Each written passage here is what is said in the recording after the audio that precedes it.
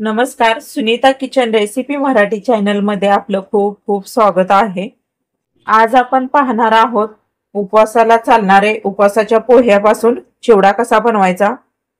तर इथे बघू शकता मी 100 ग्रॅम उपवासाचे पोहे घेतलेले आहेत।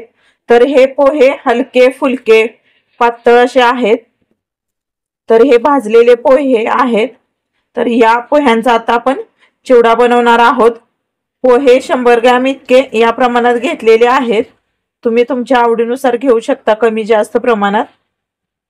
तर या उपवासांच्या पोह्यांचा आता आपण चिवडा बनवून घेणार आहोत। चिवडा बनवण्यासाठी लागणारे साहित्य पाहूया। तर इथे मी 200 ग्रॅम शेंगदाणे घेतलेले आहेत, 2 चमचे लाल तिखट, 1 चमचा जिरे, चवीनुसार सेंधव मीठ, 2 चमचे पिठी साखर, 1 वाटी भरलेली कढीपत्त्याची पाने। त्याचबरोबर आपल्याला लागणार आहे चिवड्यासाठी बटाटा किस। तर इथे मी 2 बटाटे साल काढून घेऊन ते किसून 2 पाण्याने स्वच्छ धुवून घेतलेले आहेत पाणी निथळून। आणि कॉटनच्या कापडावर ते एका ताटामध्ये मी हा किस पसरून घेतलेला आहे आणि थोडासा हा सुकवून घेतलेला आहे। तर बघू शकता इथे सुटसुटीत असा झालेला आहे। कॉटनच्या कापडावरती सुकवल्यामुळे किसामध्ये पाणी अजिबात राहत नाही। तर हा घेतलेला किस आता आपण तळून घेणार आहोत। एकीकडे मी गॅस चालू करून कढईमध्ये तेल गरम करून घेतलेला आहे। हे तेल गरम करताना कडकडीत असं गरम करून घ्यायचं, जेणेकरून बटाट्याचा किस छान तेलामध्ये तळला जाईल। या पद्धतीने तेल गरम करून घ्यायचं। तर आपण तेल गरम झाले का चेक करून बघूया। बटाट्याचा एक किस टाकून बघूया। तर बघू शकता मस्तपैकी आपलं तेल गरम झालेलं आहे। याच्यामध्ये हा किसलेला किस टाकून घेऊया। किस तळत असताना लगेच मध्येच झाऱ्या वगैरे काहीच घालायचं नाही, व्यवस्थित तळू द्यायचा। त्याच्यानंतर तो किस मोकळा करून घेऊया। हे बबल्स कमी होत नाहीत तोपर्यंत याला हलवायचं नाही अजिबात। तर बघू शकता पूर्ण बबल्स कमी झालेले आहेत। हलक्या हाताने हलवून घेऊया।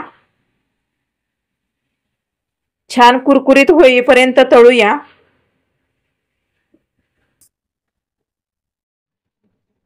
तर बघू शकता छान कुरकुरीत झालेला आहे, कलर ही चेंज झालेला आहे। आता आपण हा तळलेला चिवडा एखाद्या बाउल मध्ये काढून घेऊया। तर पूर्णपणे तेल नितळायचं आणि काढून घ्यायचा। तर बघू शकता इथे छान कुरकुरीत चिवडा झालेला आहे।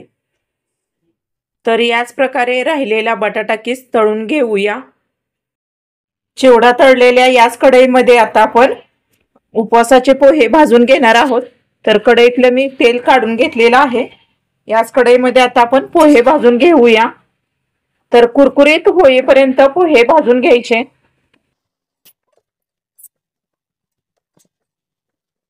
इथे आपले उपवासाचे पोहे भाजून झालेले आहेत। हे आता एखाद्या बाउल मध्ये काढून थंड करून घेऊया।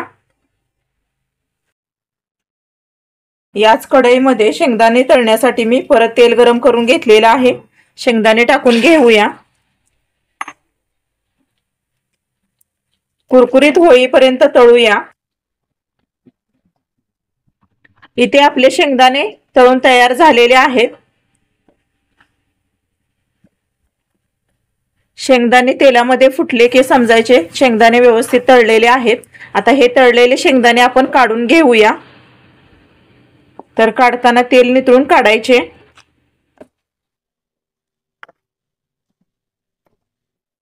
आता आपण कढीपत्ता तळून घेऊया।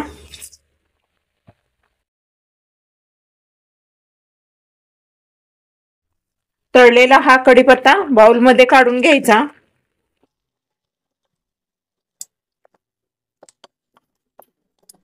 कढईमधलं जास्तीचं तेल काढून घेतलेलं आहे आणि अगदीच चमचाभर तेल मी याच्यामध्ये ठेवलेलं आहे। याच्यामध्ये टाकूया जिरे। जिरे थोडे तडतडू द्यायचे। त्याच्यानंतर याच्यामध्ये लाल तिखट टाकून घेऊया। मिक्स करायचा। आता याच्यामध्ये भाजलेले पोहे उपवासाचे टाकून घेऊया। मिक्स करायचा। उपवासांच्या पोह्याला छान लाल तिखट लागेपर्यंत मिक्स करून घेतलेला आहे। तर बघू शकता पोह्यांचा कलर ही चेंज झालेला आहे।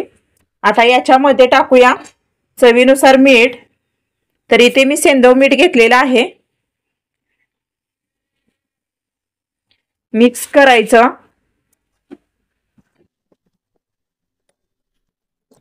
याच्यावरून टाकूया पिठी साखर।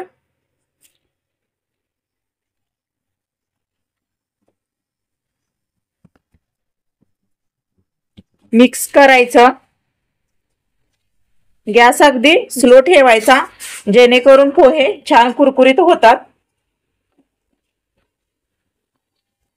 आता याच्यावरून टाकूया तळून घेतलेला कढीपत्ता, शेंगदाणे आणि बटाट्याचा चिवडा।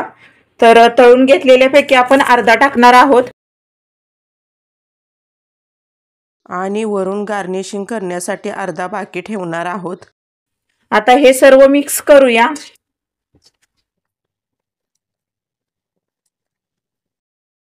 इथे बघू शकता छानपैकी व्यवस्थित सर्व मिक्स झालेलं आहे। गॅस बंद करून घ्यायचा।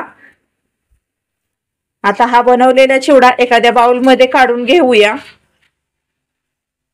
इथे बघू शकता उपवासाचा पोह्यांचा चिवडा तयार झालेला आहे। अगदी हलका फुलका खुसखुशीत, चवीला ही अप्रतिम अशी ही आपली उपवासाच्या चिवड्याची रेसिपी तयार झालेली आहे। तर ही माझी रेसिपी आवडल्यास सुनीता किचन रेसिपी मराठी चॅनलला सबस्क्राइब करा, लाईक करा, शेअर करा। धन्यवाद।